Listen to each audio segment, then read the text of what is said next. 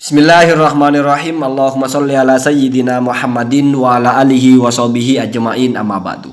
Jalana wa iyyakum min ahlil khairi was-sa'ada fid dini wad dunya wal akhirah. Amin Allahumma amin. Semoga kita semua menjadi orang-orang yang beruntung di dunia, berbahagia di akhirat. Amin Allahumma amin.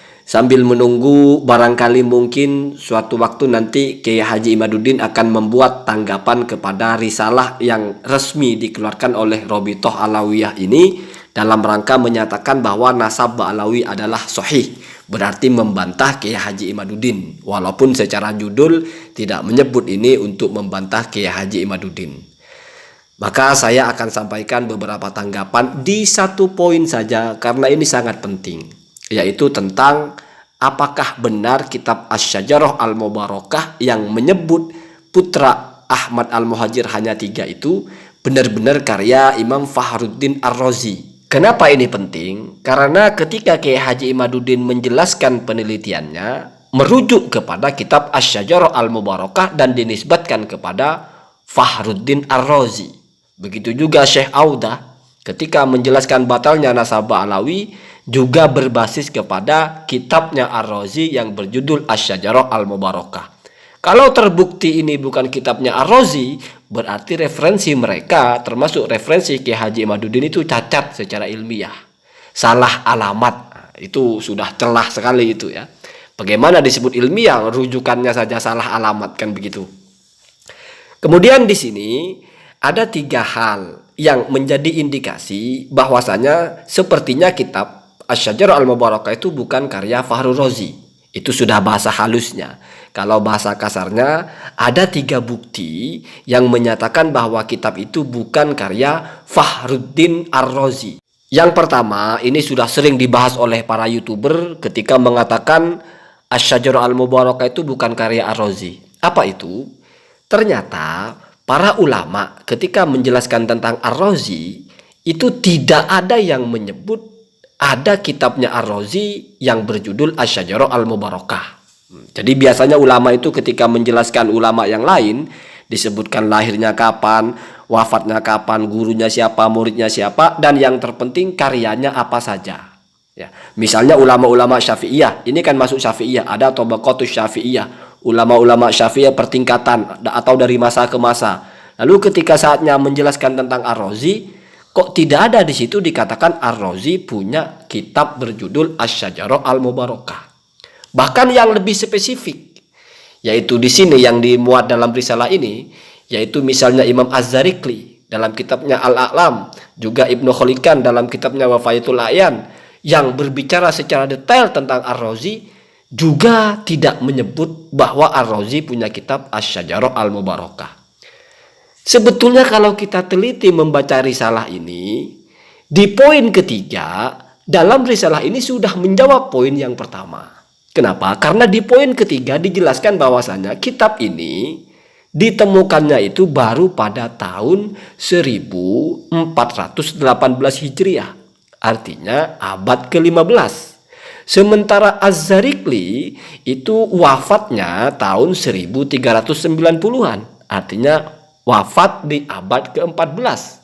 Apalagi yang menulis kitab Wafayatul A'lam atau A'yan, yaitu Ibnu Khalikan, wafatnya pada abad ke-13, yaitu sekitar 1280-an. Bagaimana mungkin mereka akan menyebut Ar-Razi punya kitab Asy-Syajarah Al-Mubarakah sementara sampai mereka wafat kitab ini belum ditemukan? Ini hitam putih ya. Jadi semua bisa memahami dan tidak mungkin ada perdebatan karena sudah jelas. Kitabnya belum ditemukan, orangnya sudah mati, sudah wafat, gimana mungkin dia akan menceritakan sesuatu yang ditemukannya setelah beliau wafat, ya kan, tidak mungkin. Apalagi yang lebih tua lagi, misalnya pengarang kitab Tabaqatus Syafi'iyah, Tajuddin As-Subki ya. Atau mungkin saya salah sebutnya nama ya. Itu sudah ratusan tahun sebelumnya, di mana kitab ini belum ditemukan. Ya tidak mungkin mereka itu tahu Ar-Razi punya kitab ini. Karena mereka tidak tahu Ar-Razi punya kitab ini, maka tidak mungkin mereka mengatakan bahwa salah satu dari karya Ar-Razi adalah kitab Asy-Syajarah Al-Mubarakah. Nah, begitu ya. Ini saya kira sudah bisa difahami dengan mudah. Poin pertama begitu. Nah, poin kedua, Kalau dibaca-baca di satu poin ketika bicara tentang Al-Mahdi, ya, Imam Mahdi maksudnya, kok di sini ada indikasi seolah-olah Ar-Razi ini akidahnya lebih dekat kepada Syiah. Tidak sama dengan Sunni, sementara Ar-Razi itu adalah Sunni. Itu yang bisa menjawab adalah Kiai Haji Imaduddin. Kenapa? Karena katanya Kiai Haji Imaduddin itu sebagaimana disebutkan oleh Kiai Khotimi Bahri itu bisa mengakses atau punya manuskrip asli dari kitab ini. Sementara saat ini kitab yang beredar ini sudah ditahqiq oleh Mahdi Ar-Rajai, di mana Mahdi Ar-Rajai adalah ulama Syiah. Bisa jadi poin-poin yang mengarah kepada akidah Syiah adalah tambahan dari Mahdi Ar-Rajai. Nah, jadi poin kedua ini ya kita 50-50 lah. Ya, bisa jadi ini menguatkan bahwa mungkin memang bukan punya Ar-Razi, atau bisa jadi di situ ditambah-tambahkan oleh pentahqiqnya. Kemudian masuk kepada yang ketiga atau alasan ketiga kenapa kitab ini sepertinya bukan karya Ar-Razi. Seperti yang saya sebutkan sebelumnya, di bagian ketiga ini dijelaskan bahwa kitab ini baru ditemukan tahun 1418. Artinya abad ke-15. Setelah ulama-ulama yang menulis tentang Ar-Razi itu sudah wafat semua. Lalu di sini juga agak lucu. Karena di sini dijelaskan bahwa tidak ada satupun ulama nasab yang merujuk kepada kitab Asy-Syajarah Al-Mubarakah. Ya mungkin maksudnya Ibnu Hajar tidak pernah menyebut ada Asy-Syajarah Al-Mubarakah. Az-Zabidi juga tidak pernah menyebut. As-Samarqandi juga tidak pernah menyebut. Artinya ulama-ulama nasab setelah Fakhrul Razi itu kok tidak ada yang menyebut kitab ini satupun. Ya jawabannya sekali lagi, kan kitabnya baru ditemukan. Di mana mereka sudah wafat semua. Ibnu Hajar abad ke-10, As-Sakhawi abad ke-9, Az-Zabidi abad ke-11 atau ke-12. Artinya kitab ini memang ditemukan baru abad ini. Di mana ulama-ulama nasab sebelumnya memang tidak tahu ada kitab ini.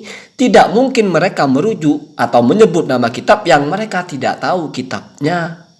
Jadi ini kan satu poin yang menjawab poin-poin yang lain. Jadi 3 poin itu sepertinya saling nabrak. Ya, kecuali poin yang kedua.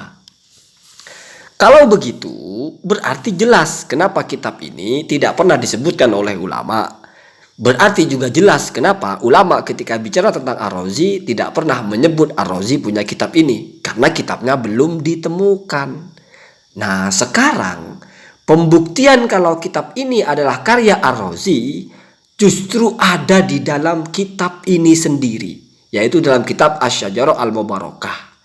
Dalam bentuk manuskripnya. Memang manuskripnya itu sudah salinan. Tetapi ditashih ya. Jadi yang menyalin itu ditashih oleh Fakhruddin Ar-Razi. Artinya walaupun versi salinannya itu sudah ditashih dan dibubuhi tulisan tangannya Fakhruddin Ar-Razi. Artinya sebagai pengokohan bahwa kitab ini sesuai dengan bentuk aslinya. Perhatikan saya bacakan manuskripnya. Coba perhatikan di samping itu ada tulisan yang klasik ya, itu manuskripnya. Di bawah ada tulisannya An-Nuskhah Al-Akhirah min Nuskhah Al-Musawwarah. Ini adalah halaman terakhir dari bentuk aslinya yang sudah difoto. Coba perhatikan judulnya. Kalau Anda baca kitab Asy-Syajarah Al-Mubarakah, mesti nasab terakhir yang disebut adalah Nasabu Abi Yazid Aqil bin Abi Thalib. Jadi ini Sadah Al-Aqili ya, yang di Mesir itu ya, yang nakibnya pernah saya bahas itu. Jadi Sadah Aqili itu nisbatnya bukan ke Sayyidina Ali, tetapi ke saudaranya Sayyidina Ali, yaitu Yazid Aqil, putra dari Abi Thalib ya. Jadi Bani Hashimnya, tapi jalurnya bukan lewat Sayyidah Fatimah, bukan lewat Sayyidina Ali. Kira-kira begitu ya. Kemudian setelah selesai membahas itu, perhatikan di paragraf kedua di teks sebelah itu.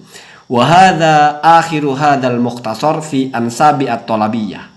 Walhamdulillahi rabbil alamin. Wassalamu ala nabiyhi wa alihi at-thayyibin ajmain. Kita artikan singkat-singkat saja. Ini adalah bagian terakhir dari kitab ini ya.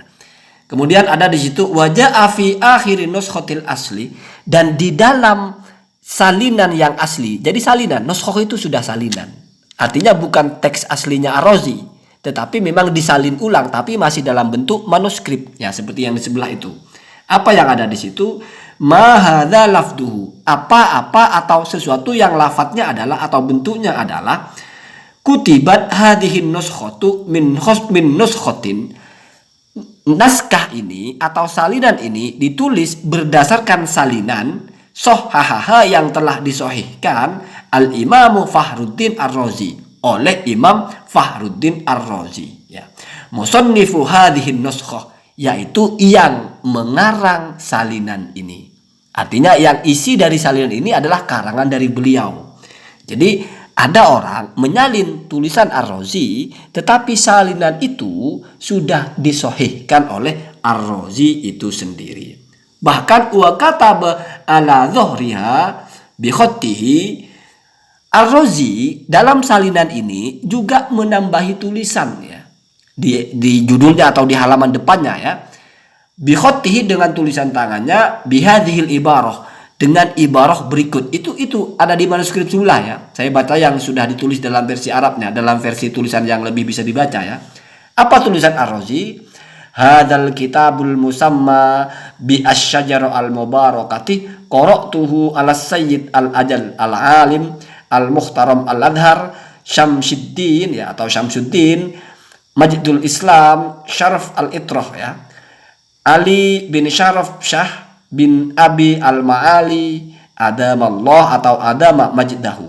Jadi ini kitab, ya, kata Ar-Razi sudah saya bacakan kepada nama seseorang di situ, ya, kepada seorang syarif juga, ya. Artinya dijelaskan tentang kitab ini, memberikan deskripsi, ya, kepada Syamsuddin, itu nama gelarnya, ya.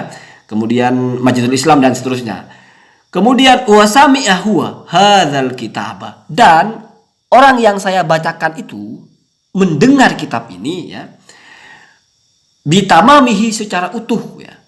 Kemudian filafdi, di dalam ketika saya mengucapkannya. Artinya kitab ini sudah saya bacakan di hadapan seseorang yang bernama Syamsuddin Majdul Islam dan seterusnya itu, ya. Kemudian wa ajaztu lahu riwayatahu anni bisyaraiti al-mu'tabarati inda ahli sunnah. Dan kitab ini juga sudah saya ijazahkan kepada dia dalam periwayatannya. Artinya orang tersebut sudah sah meriwayatkan dari saya sesuai dengan standarnya, begitu, ya.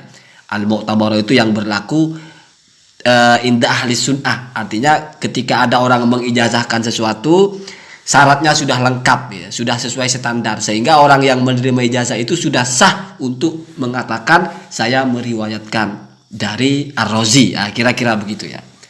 Kalau sudah seperti ini, berarti sudah sangat jelas bahwa kitab ini adalah karya Imam Fakhruddin Ar-Razi. Karena buktinya sudah sangat nyata, ada nama Fakhruddin Ar-Razi di dalam manuskrip kitab ini. Dan bukti ini tidak bisa dibantah karena sangat kokoh. Jadi dari sini jelas, ya, dari 3 alasan itu, 2 alasan itu saling menggugurkan satu sama lain, ya. Alasan pertama dan alasan terakhir itu saling menganulir, ya.